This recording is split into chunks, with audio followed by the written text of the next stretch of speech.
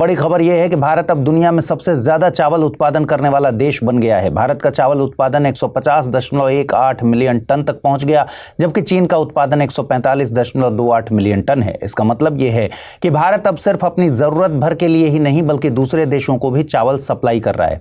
चलिए चावल की फसल के बारे में कुछ फैक्ट्स जानते हैं। देखिए, चावल एक ट्रॉपिकल क्रॉप है, यानी इसे गर्म और नमी वाले मौसम की जरूरत है। खास बात यह है कि भारत में चावल ज्यादातर लोगों का स्टेपल फूड है, यानी रोजमर्रा का मुख्य भोजन है। यही वजह है कि भारत की खेती और खाद्य सुरक्षा में चावल की बहुत बड़ी भूमिका है।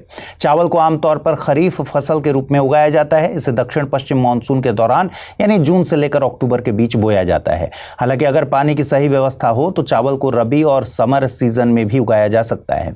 अब इसकी जलवायु और पर्यावरण की जरूरत को समझते हैं। भारत में चावल 8 डिग्री नॉर्थ से 30 डिग्री नॉर्थ लैटिट्यूड तक और सी लेवल से लेकर लगभग 2500 मीटर एल्टीट्यूड तक उगाया जाता है। इसे औसतन 150 सेंटीमीटर बारिश की जरूरत होती है।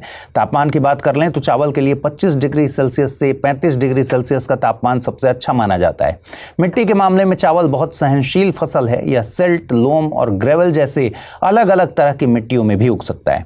इतना ही नहीं, यह एसिडिक और अल्कलाइन मिट्टी को भी सहन कर लेता है।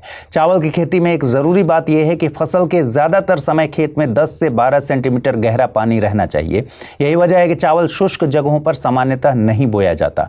अब प्रमुख चावल उत्पादक राज्यों को जान लेते हैं। आर्थिक सर्वेक्षण 2024-25 के आधिकारिक आंकड़े बताते हैं कि भारत में चावल उत्पादन के टॉप 3 स्टेट्स हैं तेलंगाना, उत्तर प्रदेश और पश्चिम बंगाल। वहीं दुनिया भर में चावल उत्पादन के टॉप 3 देश हैं भारत, चीन और बांग्लादेश।